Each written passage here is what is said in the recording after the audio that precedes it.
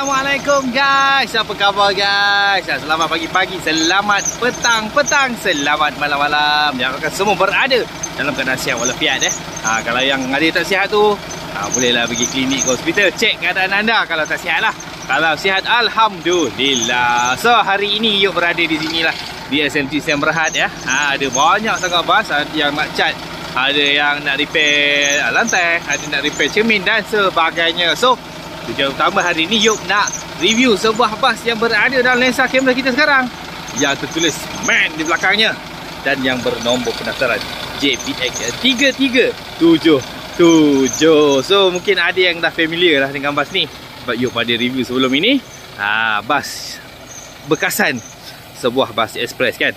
So kali ni kita review sebagai sebuah bas persiaran untuk JPX 3377 yang baru saja diberikan nafas baru di SMT Sdn Bhd Simpang Kuala. Bahagian belakang simple saja, ada tulis co-op So bas ini dimiliki oleh sebuah koperasi, berwarna biru, warna putih dan bumper warna hijau seperti biasa untuk bas persiaran. Jadi kita tengok dulu bahagian tepi dan juga belakang. Inilah wajah penuh untuk bas persiaran ini, JPX 3377, milik sebuah koperasi, koperasi Felda. Sekarang review lebih kurang pukul 1 suku macam ni lah. Jadi handphone ni kena cari tempat redup sikit. Dia cepat panas sebab belakang handphone ni dia body dia besi. Jadi gambar memang cantik, video memang cantik kalau kita ambil time panas ni. Tapi itulah dugaannya, dia tengah hari ni handphone cepat panas. Tapi walau bagaimanapun Yuk tetap teruskan review kita bas yang dipunyai oleh sebuah koperasi, koperasi Felda. Sekejap lagi nanti kita review lah. So bas yang berwarna biru, putih dan juga warna hijau, dan bahagian atap dan juga kening di tepi berwarna oranye dan kuning. Cantik kan? Orang kata simple saja bas dia, warnanya. Jom kita pergi lebih dekat kita untuk kita melihat ini dia corak yang ada pada bahagian tepi bas persiaran ini. So bas ini menandakan MAN, mantap.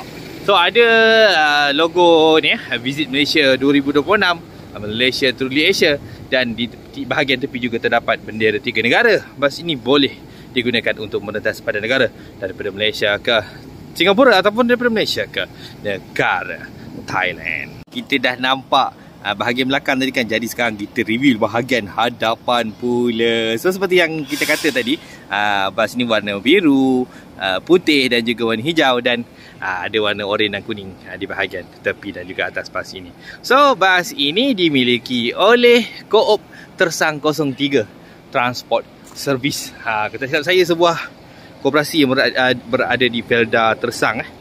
Tersang 03 ni saya kurang pasti apa, tapi nama untuk syarikat bas ini Co-op Tersang 03 Transport Service. Seperti review-review sebelum ni, pastinya akan ada angle ini, angle mata tentang mata. So ini JPX 3377, bas yang dibuat oleh SKS Bas menggunakan model E128.